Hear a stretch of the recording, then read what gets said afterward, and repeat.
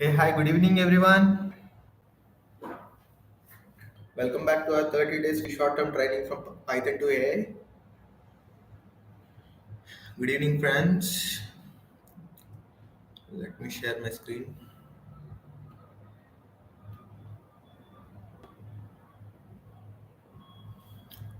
Right, so we'll quickly understand what we have covered previously.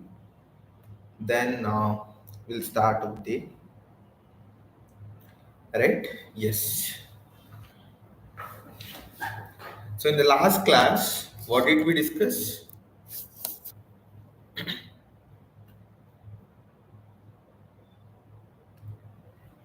Right. So, we started understanding data pre-processing. So, under data pre-processing, we are supposed to clean the data. Right. So in total, we have 9 steps: typecasting, handling duplicates, outlier treatment, zero and near zero variance, then discretization, dummy variable creation, handling missing values, then transformations, and finally feature scaling. So out of 9, we have understood 7, and the rest of the 2 we are going to understand today. So in the last class, we understood dummy variable creation, right? So what is the meaning of dummy variable creation? Dummy variable creation is nothing but creating dummy columns. Okay, so creating it's nothing but encoding the features. So what exactly is this? This is nothing but converting non-numeric data to numeric type. So what is the specific reason for that? The reason is, say if you want to include a non-numeric column in a model, okay, in a model as part of model building phase, then since we cannot build an equation, mathematical equation, using non-numeric columns, we are actually creating dummy columns. And with respect to dummy variable creation, we have one hot encoding and label encoding. These are the two types of encoding we have under dummy variable creation. So we also understood the differences between one hot encoding and label encoding. When do we specifically use one hot encoding? One hot encoding will be used in general, it will be used on inputs. Okay, and label encoding will be generally used on output. If you take a one hot encoding, the values with respect to the one hot encoding output will be fixed, 0 and 1. Whereas here the values are not fixed, it depends on number of categories. N represents number of categories. Then one hot encoding, it also the number of columns will be decided with respect to number of categories. Whereas under label encoding, the number of columns will be 1. It is fixed. Excuse me. Okay, so these are the differences between one hot encoding and label encoding, and we also understood the hands-on with respect to taking one hot encoding, applying, and label encoding. Right. So tell me, we also performed one more thing which comes from Pandas module and which also does the similar thing to one hot encoding. What is it?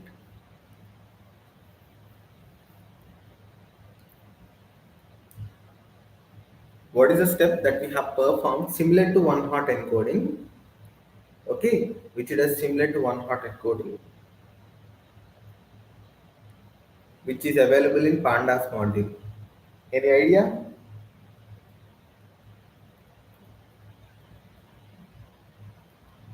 Get dummies.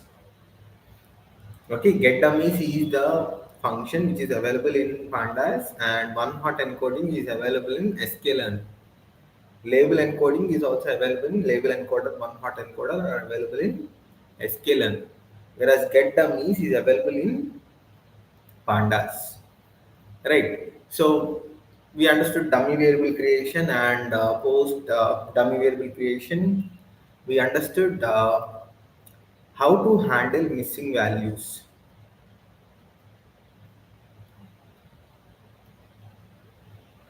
right? So if we have missing values in the data set, we are supposed to come up with a strategy. What are the strategies that we discussed, friends? What are the different strategies? Tell me some of the strategies that we have discussed with respect to missing values, imputation.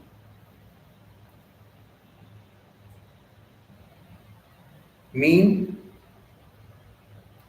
median, mode, constant. There are many, but we understood only a few, right? So mean strategy is nothing but imputing the missing values with the mean value. When do we generally prefer mean? Mean strategy is preferred when we want to impute the missing values where it does not contain outliers, the extreme values. If that particular column does not have outliers, then we generally prefer mean. Okay. Then when it comes to median, yes, if we have outliers or extreme values in the data set, then we'll go for median imputation. Mode, generally preferred for non-numeric data, can also be applied for numeric data. Constant, if you have a constant to be imputed in all these missing values places, then constant imputation will be performed. And what is a function that will be used for imputation? What function did we use? Simple imputer.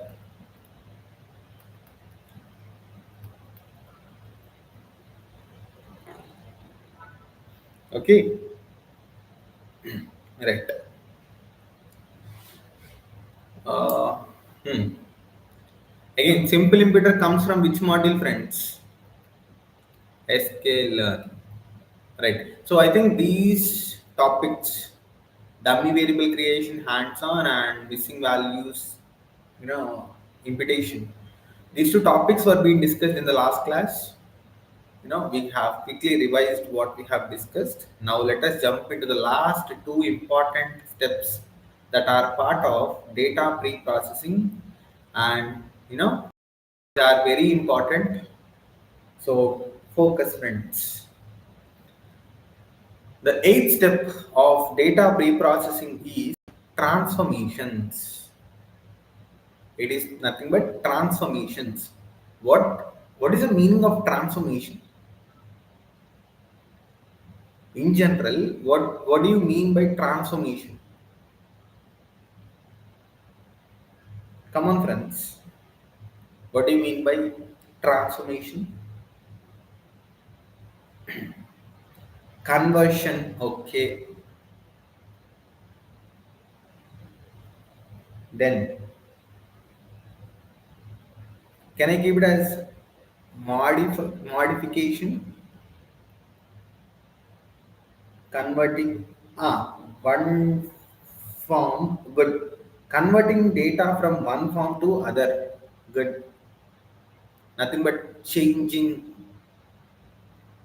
Okay, so all of these are similar to transformations, right? Yes, transforming one form of data in one domain to other domain.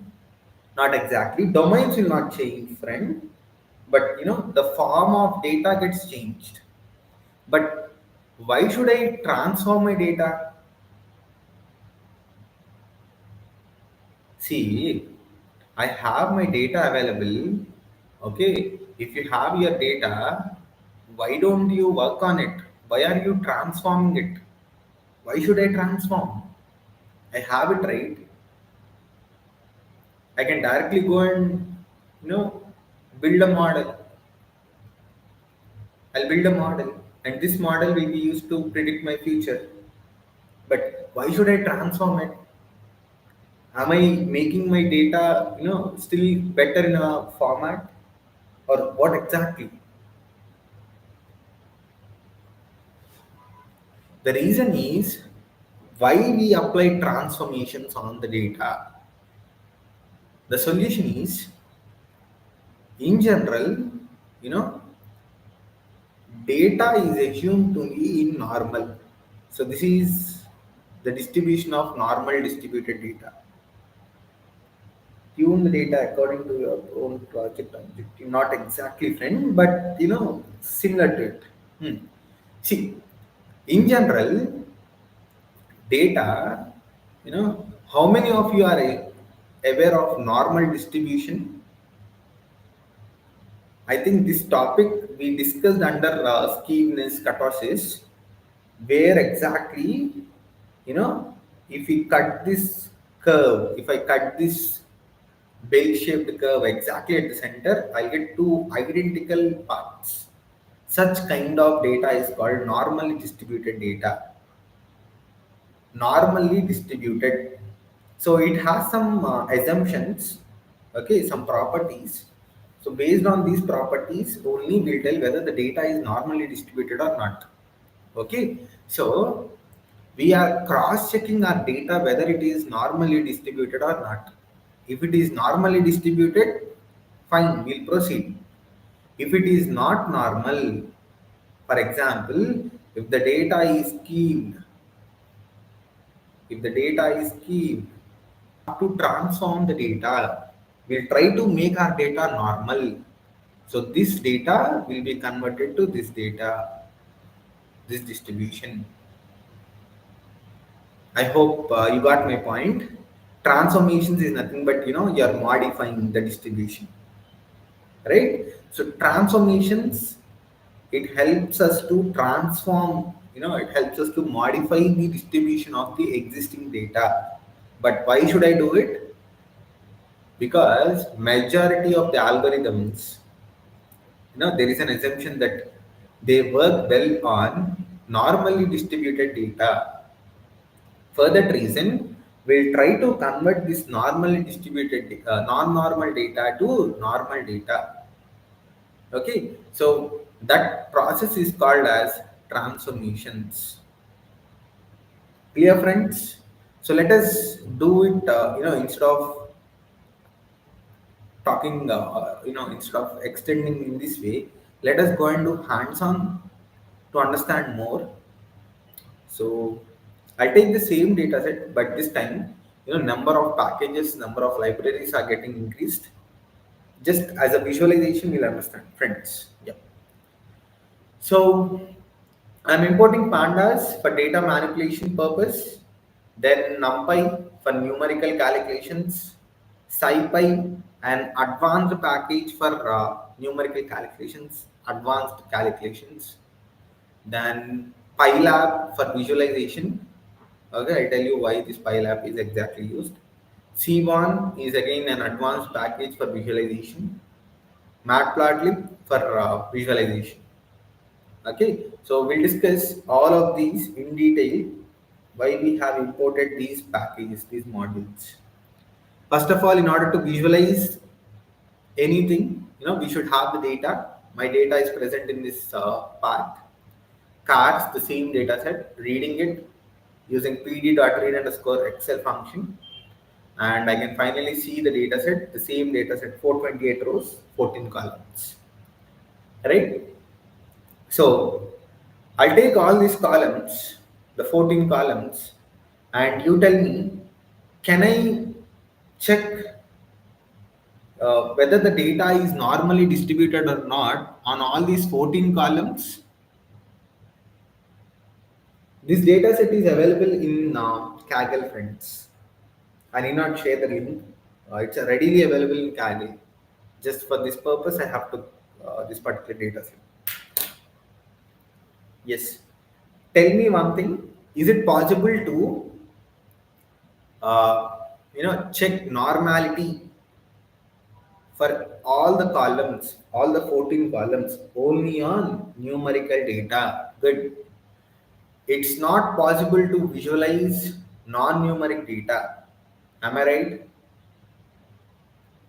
But some plots like yes, a few plots also help us to visualize non-numeric data, but not all the plots. Okay, if I take box plot, can you visualize box plot on non-numeric data? What is an outlier here in make? Impossible.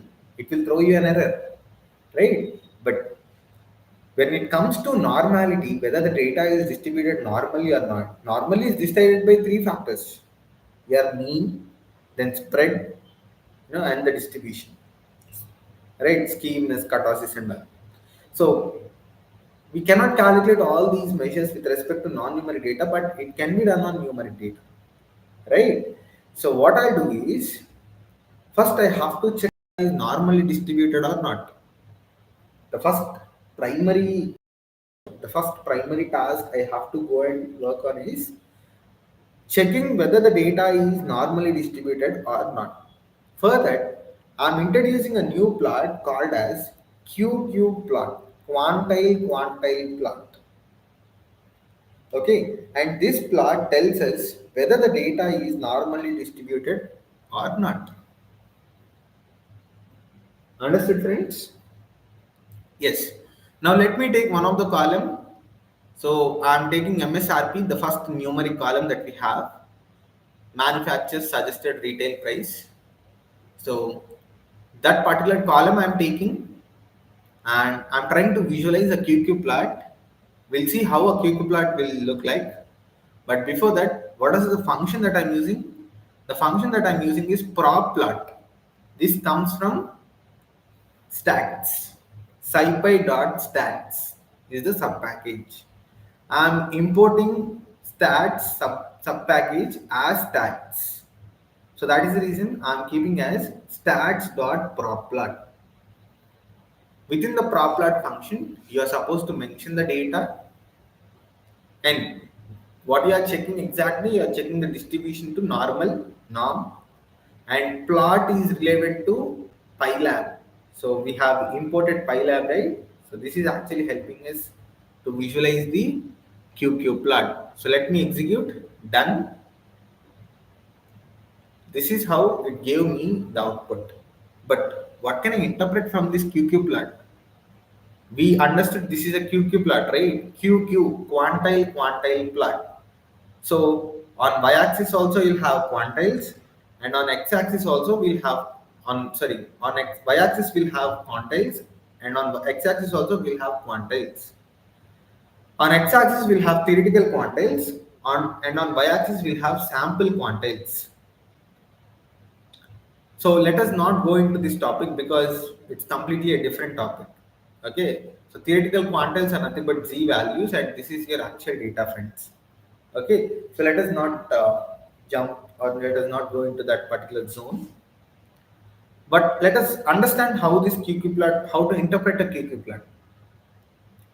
If you see this plot, there are some dots, and there is a red line, right? There is a red line. Yes. How to interpret this plot? First of all, why are we visualizing QQ plot? QQ plot or quantile plot tells us whether the data is normally distributed or not. Okay. So now let us understand, does or is MSRP data is normally distributed or not? Is it normally distributed? That can be understood by the red line that you see. If this red line passes through majority of the points, then we can say QQ plot, that particular data falls under normally distributed. What if it does not pass through majority of the points? Then we can say the data is not normal. If you see such kind of distribution, obviously you have to transform, you have to apply transformations. Okay, so I don't see majority of the points, it is not, it is actually passing through. But if you see it is close to, this red line is close to that points, but still I don't see it is normally distributed, right? Let us do the same thing on one more column. I'll take weight this time. I'm not changing anything, friends. Everything is kept as is except the column.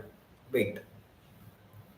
When you try to execute this line, ah, what do you see in this case? So in my perspective, yes, compared to the previous case, yes. But still, you see a slight deviation is what I observe. Now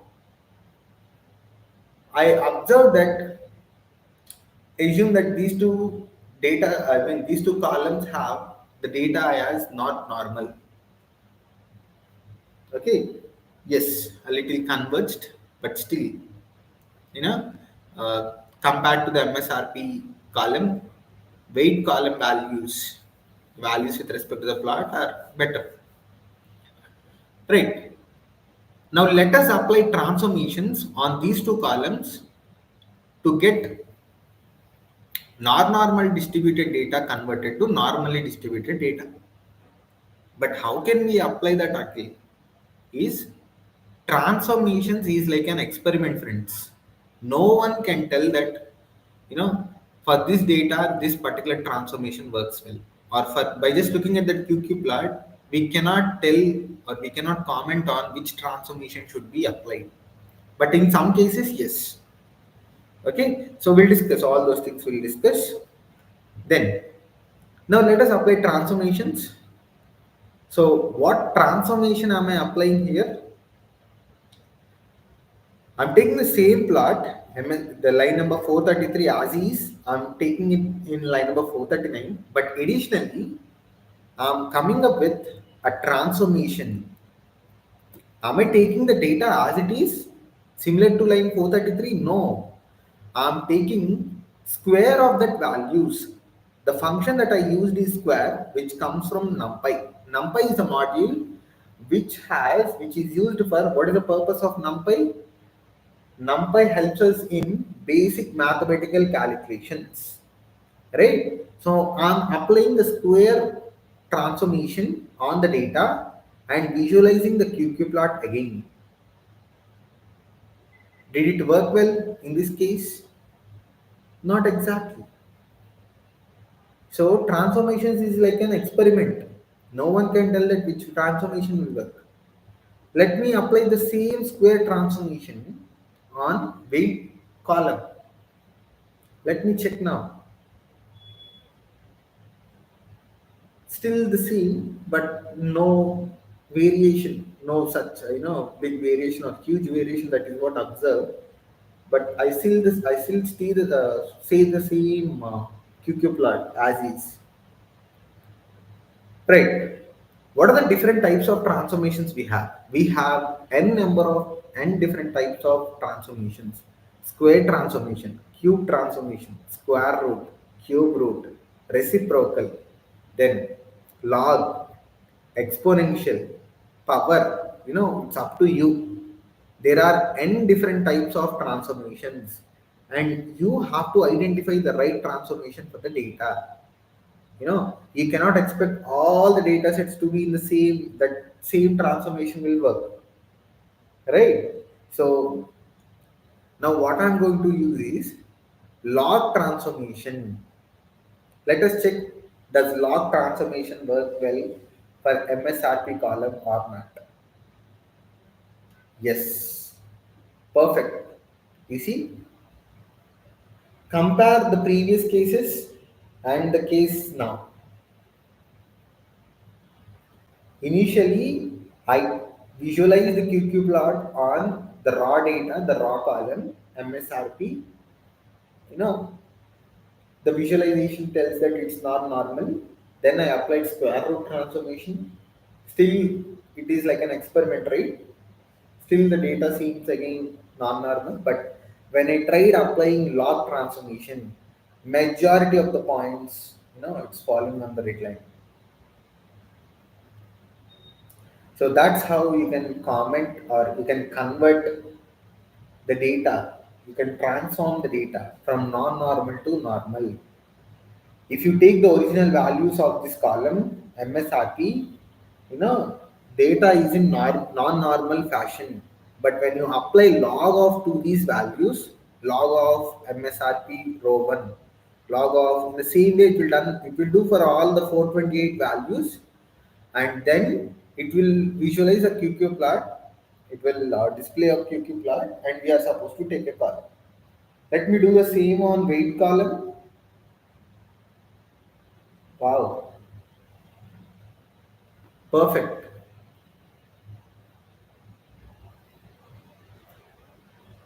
What do you say, friends?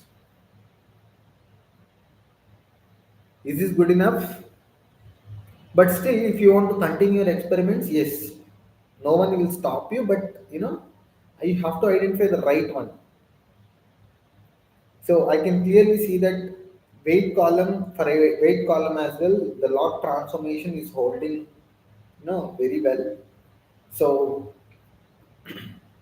we can proceed with the log transformation in this case. But can we comment that for all these columns does log transformation work? No. That's what I mean to say. Might be for engine size, exponential transformation may work, or for cylinders, some other transformation may work if it is non-normal, and if you want to make it normal, that's the process.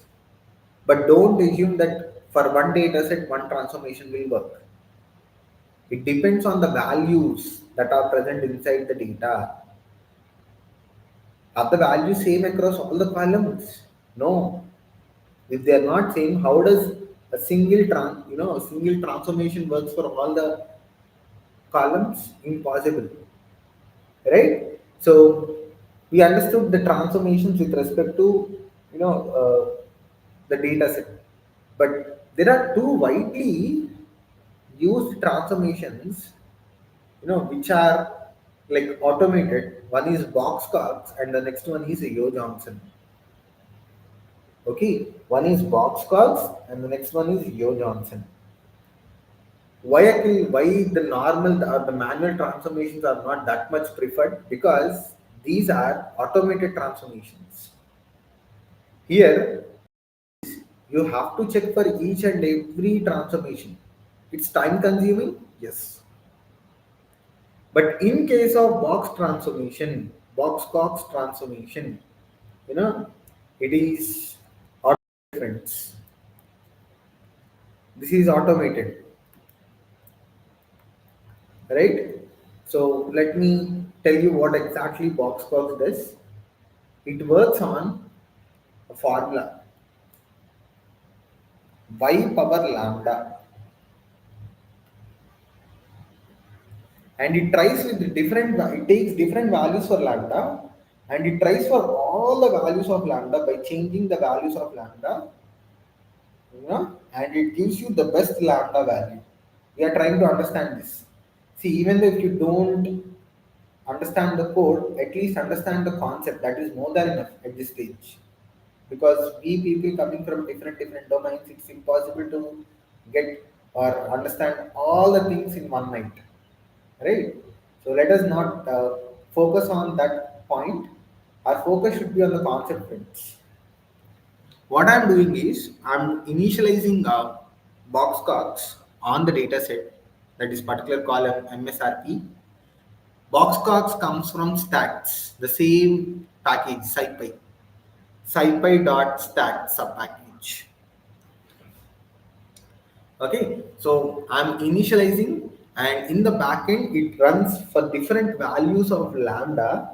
It tries with different values of lambda, and it gives me the fitted data and fitted lambda. So let us execute and see. Done.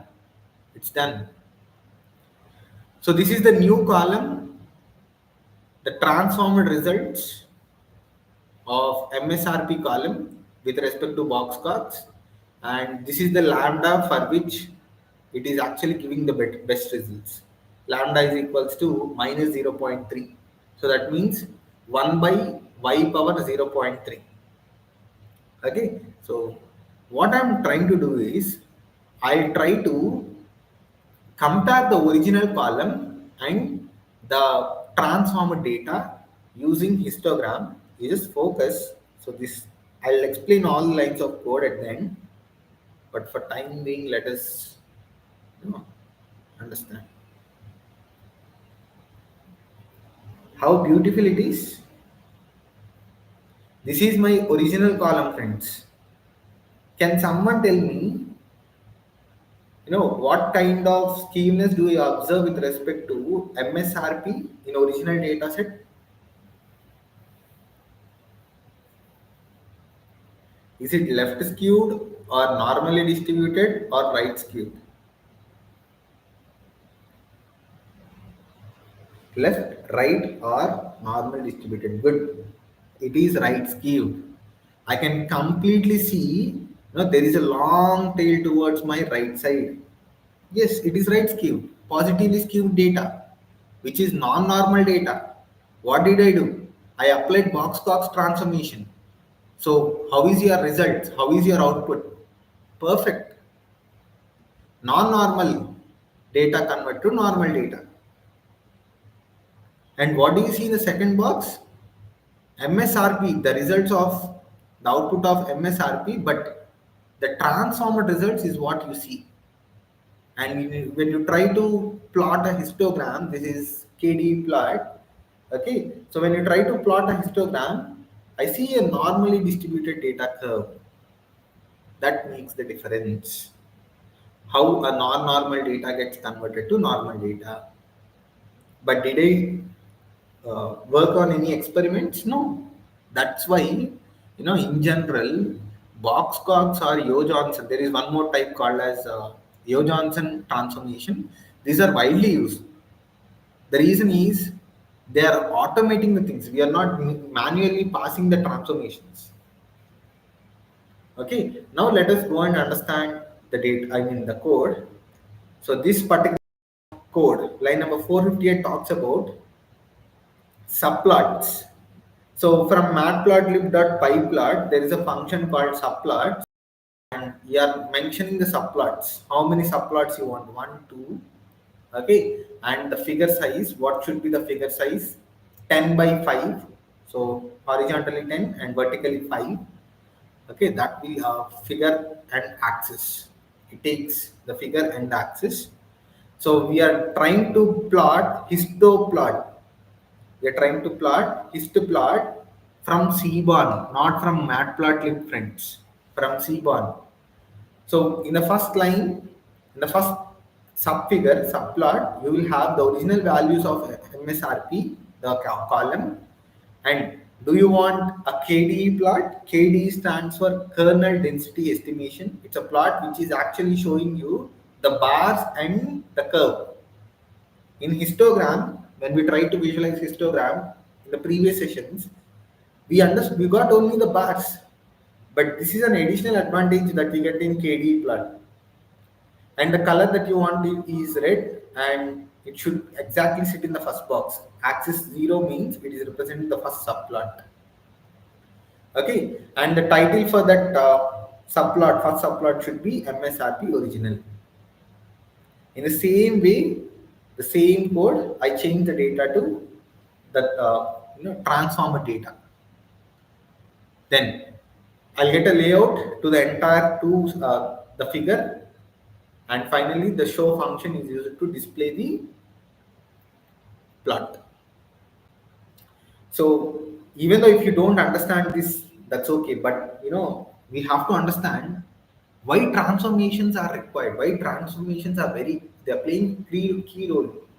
The reason is they are actually transforming your non-normal data to normal data, which is a very important step.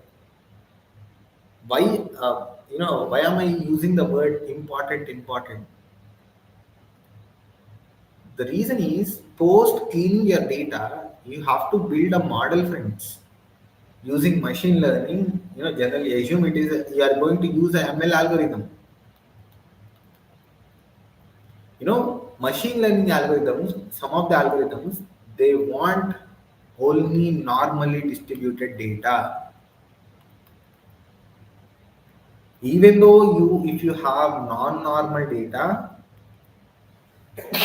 excuse me. Okay, even though if you have non-normal data, Transformations is helping you, right,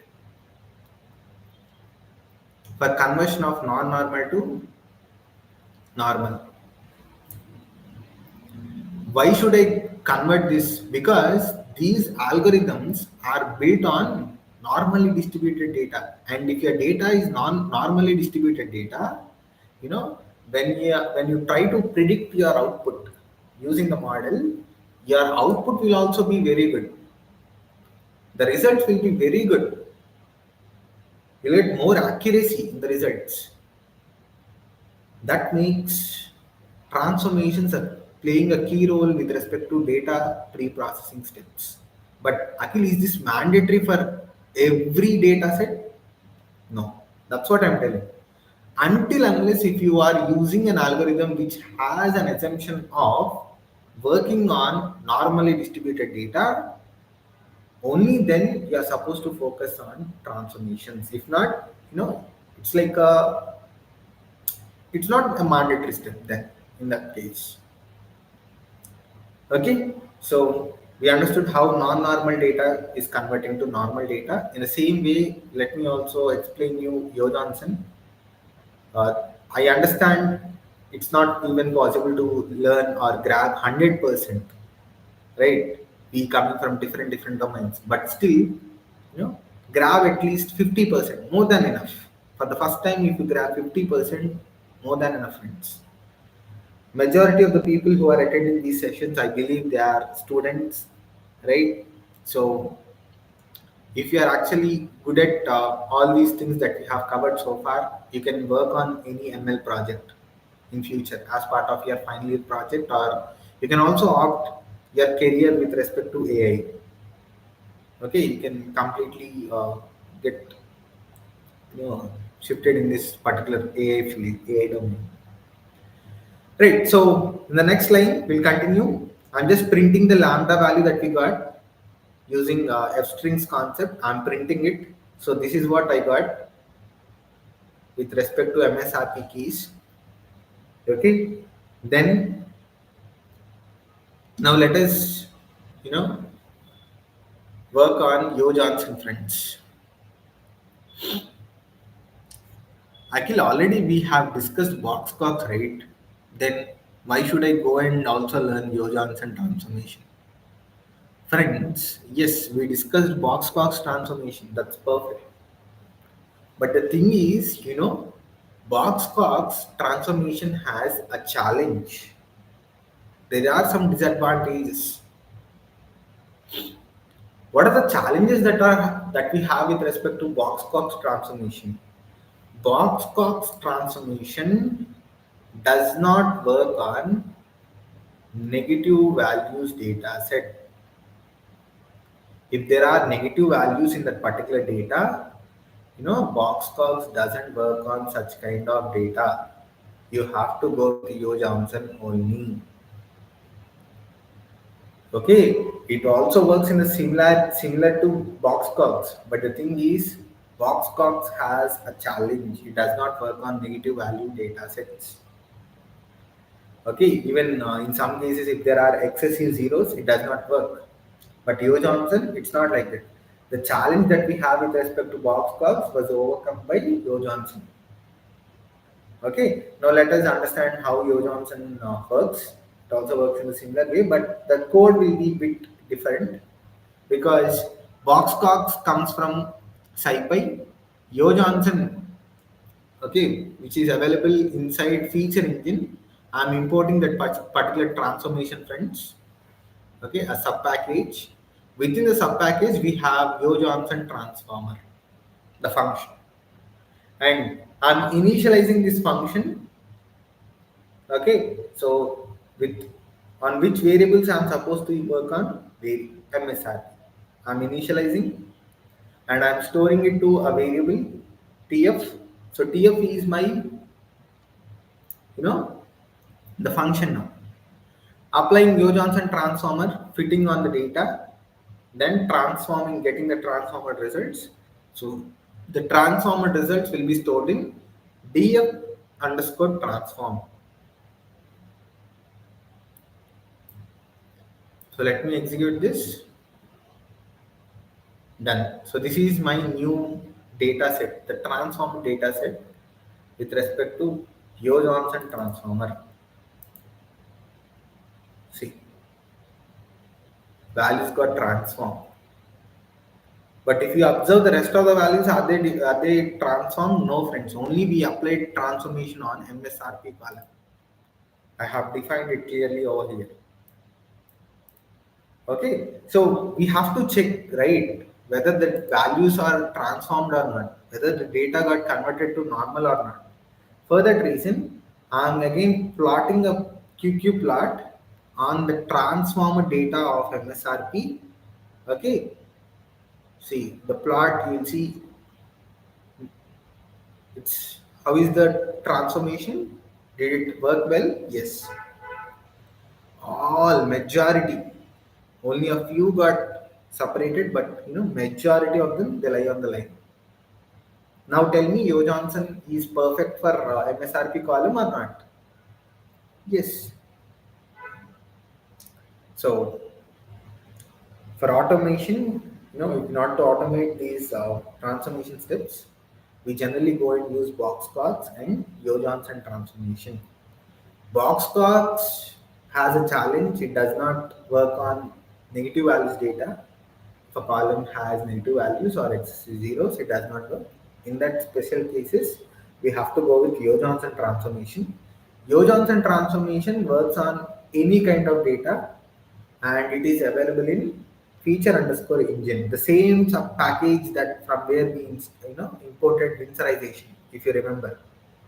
So in the same sub package, it's not the same sub package because in case of Winsorizer, the sub package is outliers, but here the sub package is transformation.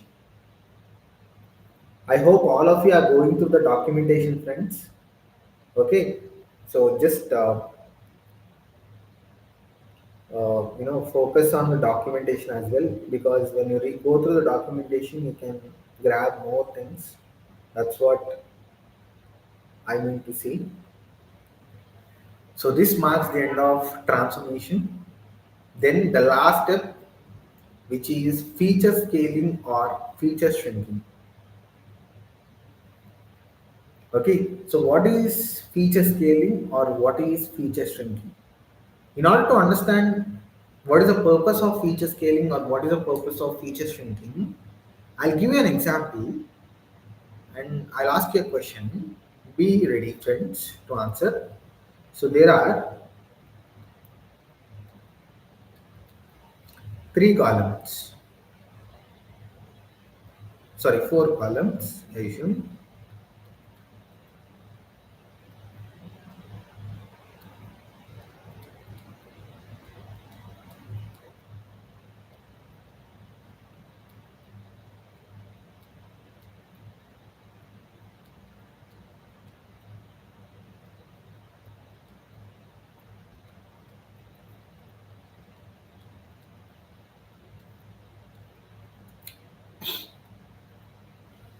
Come on, friends. So I hope the data is clear to you. There are five columns in total. Out of five columns, four are inputs and one is output. So we are trying to predict something, assume something is there by using these four numeric columns. These are inputs and this is my output. So using these four input columns, I'm trying to predict one output. Okay, so the question is, out of four inputs, tell me which input will affect more y. Out of four inputs in the data, okay, which input will affect more the output? Will it be A, B, C, D? Out of these four, which column will affect y more and why? D column says, my friend, okay. What about others? Friend, I also ask you to justify your answer. Why D? Why D? You should also justify it, right?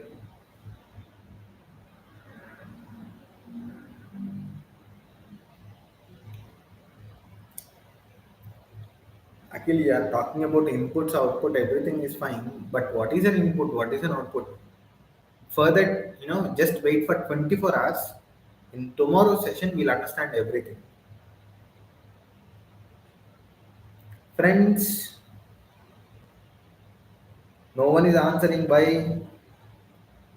Which column will affect more? B, D. By comparing the values, we can get the sequence. You can get the sequence. I did not get you, friend. Acha, you mean both B and D?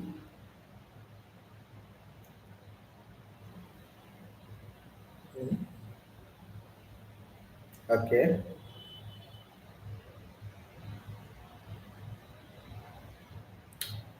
Okay, let me tell you the answer. So, this answer is very simple. What are we going to predict? Why? Using what? Inputs. So, our equation will be framed. Am I right? Yes. So, until unless if the equation is not framed, how can you predict why? You have to come up with an equation where it uses all these four columns. By comparing values of B and D,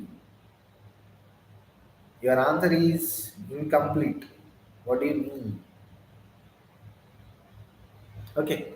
So now assume my equation is like this, friends. AX1 plus BX2 plus CX3 plus DX4. X1, X2, X3 represents A, B, C, D. Input 1, input 2, input 3, input 4. Assume A, B, C, D are representing the coefficients of these inputs with what the value should be multiplied so that you'll get the output y values. Okay, so the answer is very simple. It's not B. How come it will be B? The answer is D.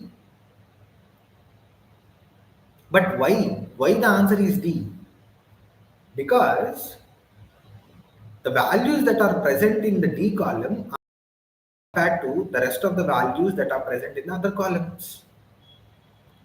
A contains single digit numbers, B column contains, C column contains 3 digit, and D column contains 4 digit. Yes. But if you try to multiply a 4 digit number with some value, okay, so when you try to multiply a value with a number, okay, so this particular, assume it as 1 into 1 1 1 1. So obviously a big number is what observed, is observed. Yes. Multiply the same value with a 10. This is what we get. Yes. So depending on the coefficient, the value is what you get here in this place. And this value is affecting y more compared to this component or this component or this component. Why? The product of this particular value will affect more your output. The main reason for that is not about the coefficient. The answer is because of the values, the data present in column D. They are very big, and a smaller change with respect to the coefficient also it will affect y more.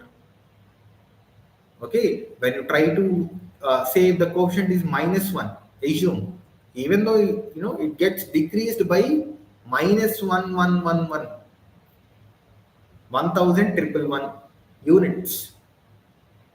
But here, even though if it is -1, if I multiply 1, how many units it gets reduced? Only 1. Where is more change? But why? Is it because of the coefficient? No. It is just because of the values present in that particular column. So, what exactly is happening here? Your y output that you have in your data set is completely getting biased towards column D. If you have, you know, if it is a big value with respect to D, obviously the Y value will be, gets affected. If it is a small value, even still it gets affected. So your output is just controlled by D column. But why it should control that? Just because of the values, it is controlling Y. Y is getting biased. Yes. But who told that give more preference to feature D, column D? No one told, right? Just because of the data, the Y column, the output column gets biased. In such case, we do feature scaling. Feature scaling is nothing but we scale all the features, all the inputs to a particular scale, and this particular data post applying scaling, you know, once if you have all the features into a particular scale, then we can build a equation y is equals to f of x, and the output will not get biased. Very important step with respect to data pre-processing. Okay, because the output is getting influenced, a kind of what we have discussed with respect to mean getting influenced with outliers. In the same way, the output gets influenced, biased with respect to the column which has the higher values. This should not happen. For that reason, let me bring all these values to a particular scale. Then I'll build a model and I'll get good results. This is what we do with respect to feature scaling. That is why it is named as feature. Feature is nothing but columns. Scaling, we are doing scaling, bringing all the features to a particular scale. It is also called as feature shrinking. Feature, again the columns, we are shrinking. Shrinking is, reducing the dimension. Dimension means, don't get confused, friends. The dimension will be same, but with respect to the values, yes. Okay, so let us take an example. But under feature scaling, there are especially three types. One is called as standardization. Okay, so when do we use standardization? We'll talk. Then the other one is called as normalization, and the third one is called robust scaling.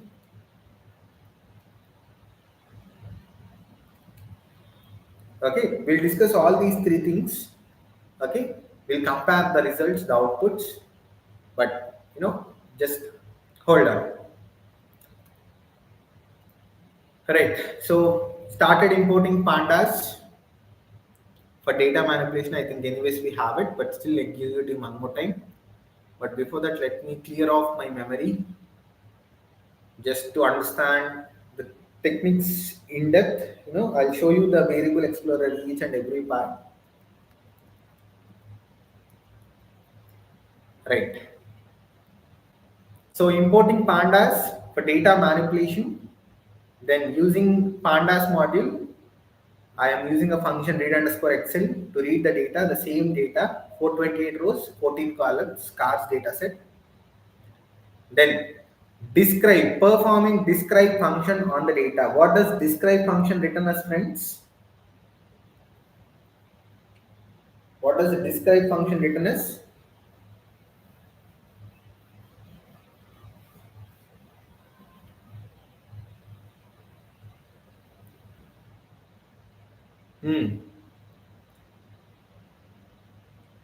Count, standard deviation, mean, minimum, maximum, 25th, 50th, and 75th percentiles. Okay, and I'm storing the results in a variable des. So if you see, this is my output of describe function, and how many rows I see 8 rows and 9 columns. So why 9 columns? Because there are only 9 numeric columns, friends. Okay, not 14, only 9. So these are the results. So by looking at this table, tell me, should I go with the feature scaling or not? Should I apply feature scaling or not?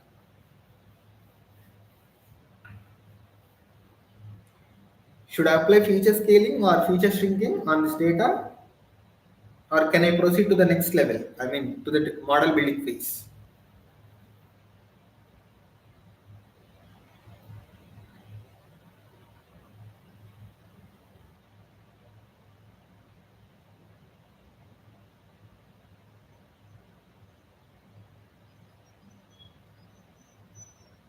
No, we have to, friend. Why? We have to. See, in this data, in the first column, what is the maximum value? What is the minimum value? But in this column, now tell me, each and every column present in the data, are they of same size? Are they in a particular range, particular scale? No. In this cylinders column, the range is 3 comma 12. But here, it starts with a 10-digit number. 10 to 80 is minimum value, and the maximum is 19 to 2465.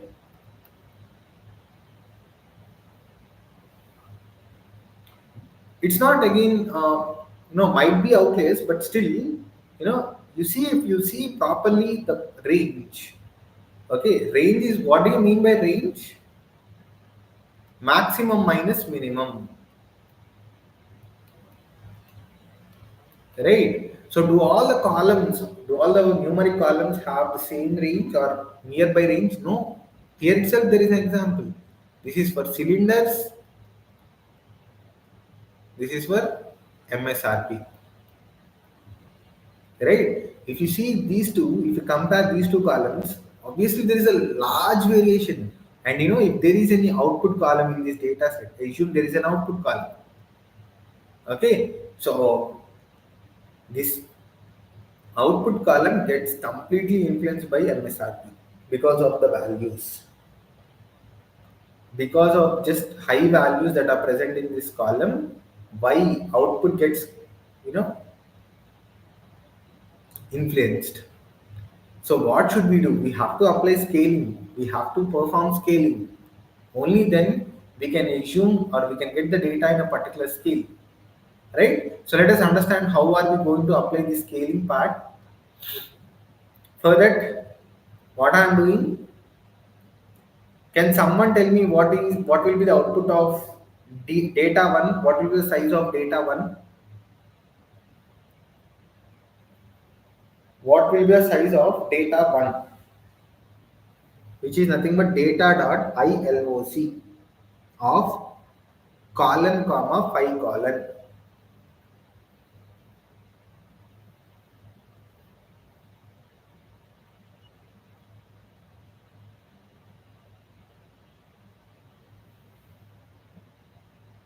What will be the size of? No, good. No, no, no, no. Sorry, friends.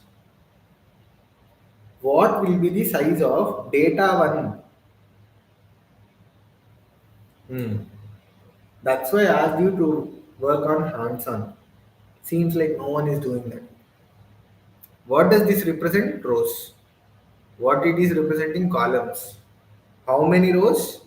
All rows. So 428 rows is what you get first of all in data 1. All rows from column 5 to last column. Will it be column 5?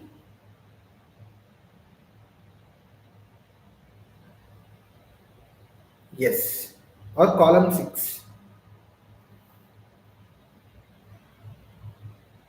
Come on, friends. Will it be column 5 or column 6? No, I'm asking about the comment that I got for all rows from column 5 to last column. Not exactly. By default, the indexing starts from 0, right? 0, 1, 2, 3, 4, 5. So from where am I starting? From sixth column. Don't get, generally this actually makes a major role. In Python, indexing starts from 0. So how many columns you'll get over here? You'll get only 9, not 10. Generally, they people, they forget about the 0. So it's not fifth column, it will start from the sixth one. Fifth column is index 4. Understood, friend? So how many columns you'll get? 428 comma 9. What will you say is 428 comma 9? What will be the type of data one? Answer the question. What will be the type of data one? Type.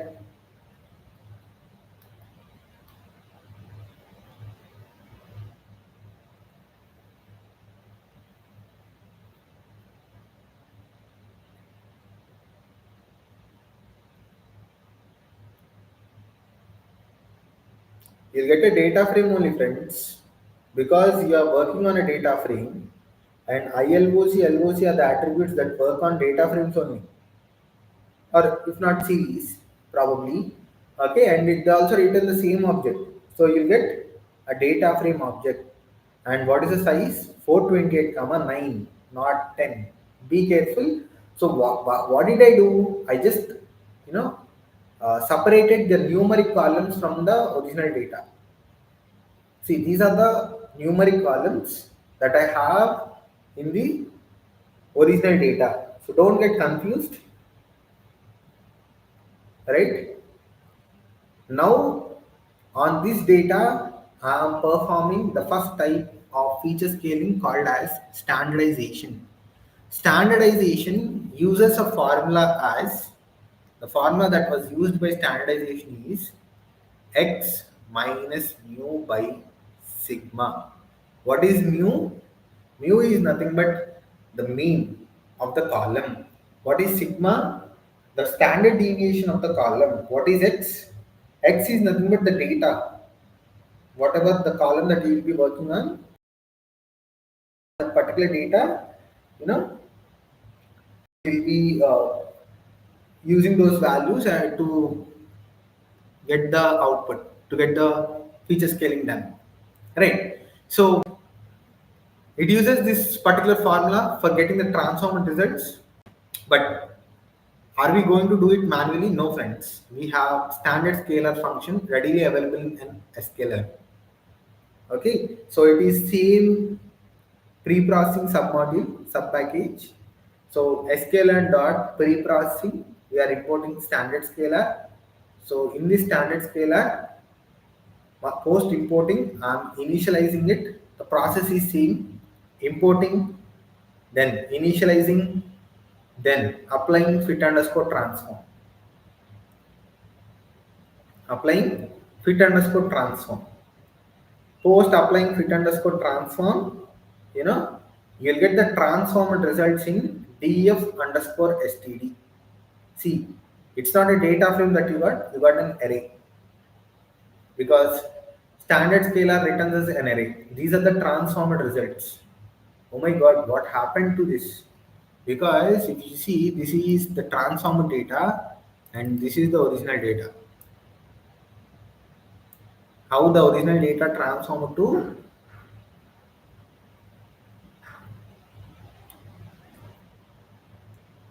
gets transformed using, standard scalar. That is what we have observed, right? So now what I'm doing is I'm adding the column names. Before that, I'm converting this array to data frame using pd.dataframe function.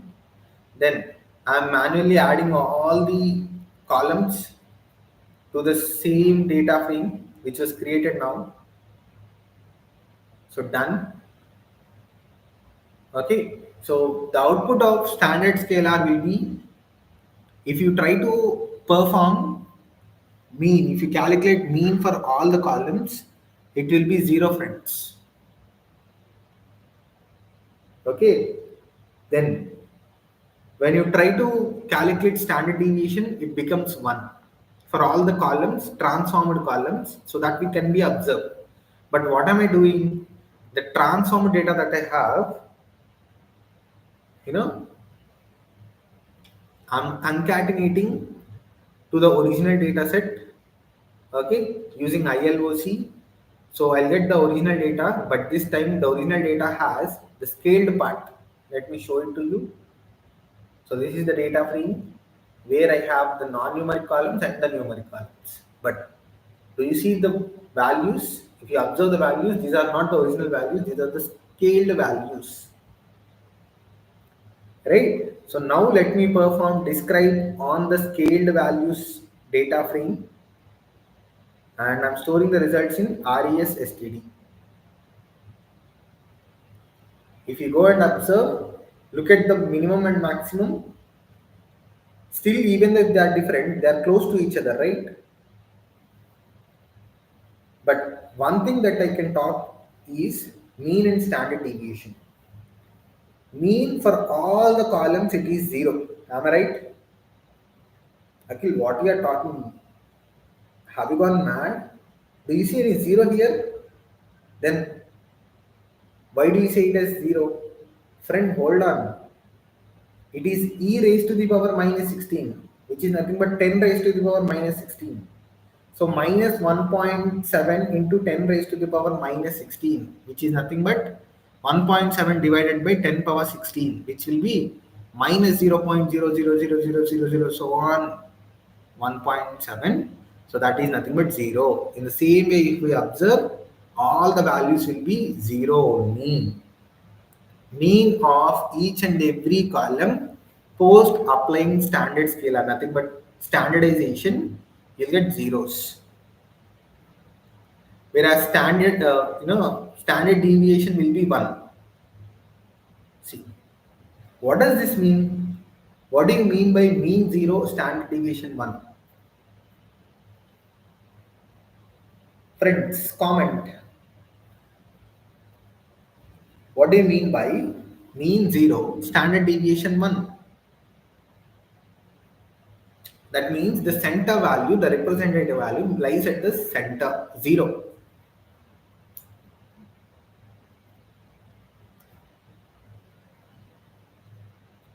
So this is my mean, 0. Then what is the value for my standard deviation? What is the spread? It is 1. Mu is 0, sigma is 1. So with 1 unit, I have the next value, 1 unit, so on. In the same way, towards negative direction also, minus 1, minus 2, minus 3, so on.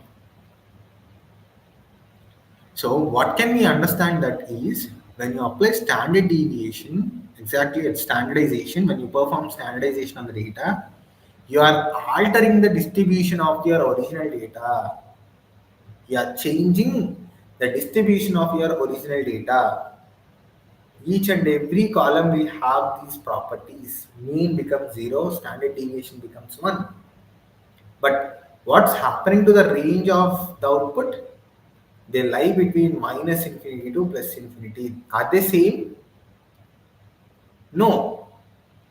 So you can have the values between minus infinity to plus infinity.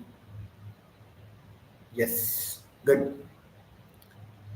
Then what should I do to bring all these values to a particular scale? We have the second one, normalization, which works on the formula x minus minimum by max minus minimum. Nothing but x minus minimum by range. So the same subpackage and package is being used to import the function min max scalar, then initializing this function, applying fit underscore transform on the data, okay, then converting back that array to data frame, okay, adding the column names, not done, Post adding the column names, I'm concatenating with the original data to get the initial data so that I'll have the non-numeric columns as well.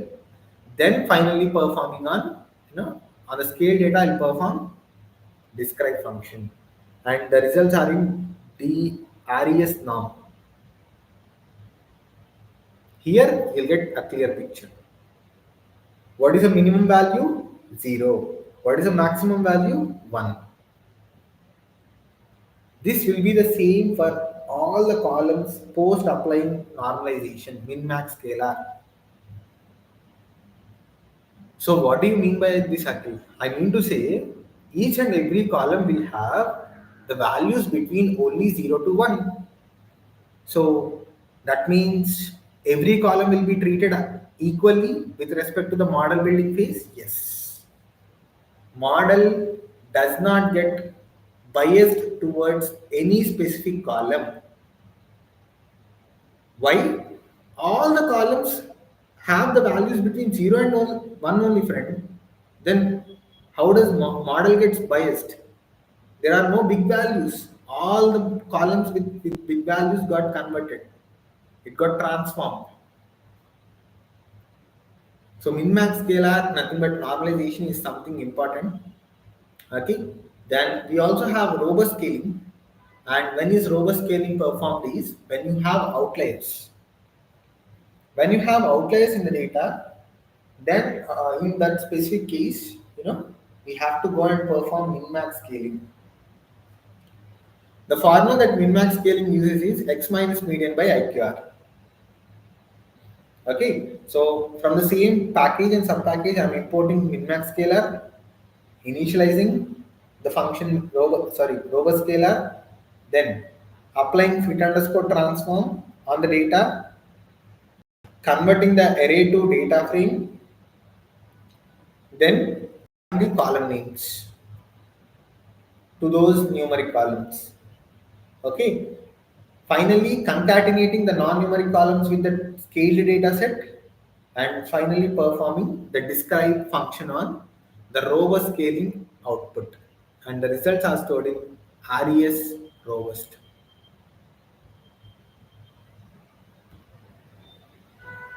So what will be the output with respect to robust scale? In general, robust scaling is performed on the data which has outliers. So assume that this data also has outliers. I applied robust scaling. So since the robust scaling uses median in the formula, median for all the values for all the columns becomes 0. The output of robust scaling is median for all the columns becomes 0. Okay. Then with respect to IQR interquartile range, IQR interquartile range, IQR for all the columns will be 1. How to calculate IQR? The question is how to calculate IQR? IQR is nothing but Q3 minus Q1? Yes. So 0.6 minus of minus 0.3. So it will be 1. When you try to add all these values, IQR for these columns will be 1. Whereas the median will be 0 for the columns. That becomes the output of robust scalar. Okay, so at least if you grab the concept, that is more than enough. If you are unable to focus on the code, at least if you grab the concepts, it's more than enough. I'll stop here, but from tomorrow probably we'll start machine learning.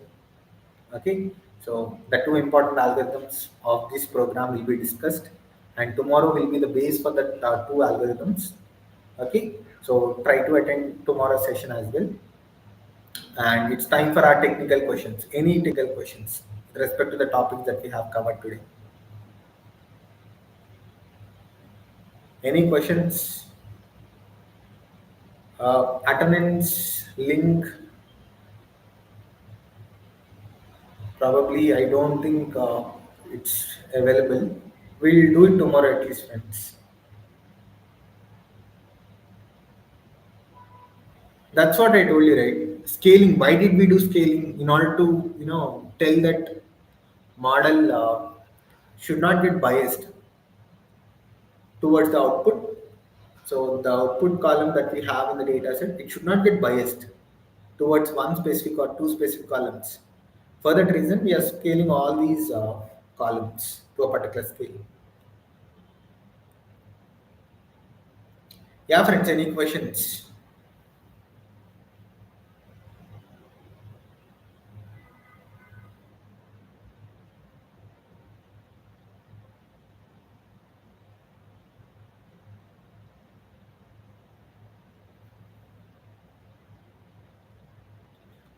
Okay, let me list out all the types.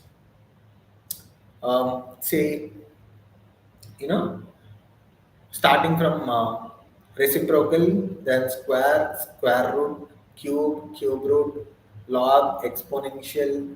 There are n number of types of transformations, friends. It's like an experiment that we do. That's it. How can we compare the original data to the scale data? Just open those two, you'll get the clear output, right? See, the scale data, you no more see a big value, obviously. But in the original data, you'll see the original values as is. Friends, attendance link will not be provided today. So the attendance will be captured tomorrow as is. But before you leave, we'll discuss all these steps. Okay. So before you leave, just hit on the like button and share across multiple channels.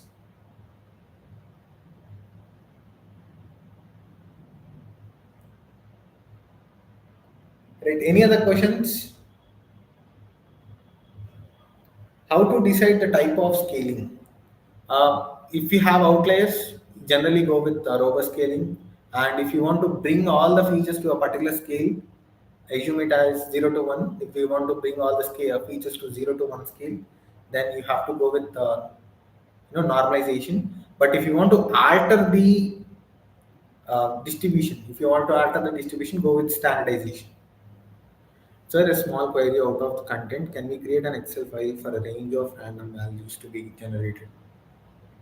There is a function called randint, I believe, from random module, or it is also available in, yeah, it is available in random or numpy. Okay, so you can create it, friend. See, what you can do is initially create an object. That particular object you can, you know, um, convert to an Excel file. You can see like how are we reading the data from an Excel or CSV files. In the same way, we can also store the data to back to an Excel or data CSV file. The functions that we generally use is to underscore Excel to underscore CSV. Yes, we have such specific files functions also available. Okay, for example, if you want to generate numbers, random numbers from 1 to 100, assume. Generate how many random numbers you want and give the range of that particular numbers. Okay, I want 10 random numbers between the range of 1 to 50. Specify the range and how many random numbers you want. Then create an object. That particular object you convert to Excel file. That's it.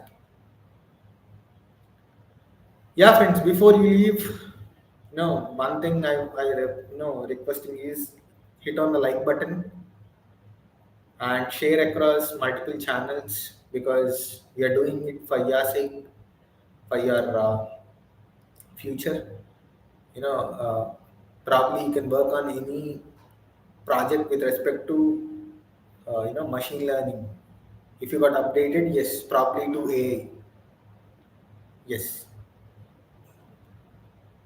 Uh, we'll do it later, not now. Okay. So that's all for the day. Thank you so much for joining. We'll connect tomorrow and we'll have a bash. We'll start with machine learning. Thank you so much, guys. Have a great day. Signing off.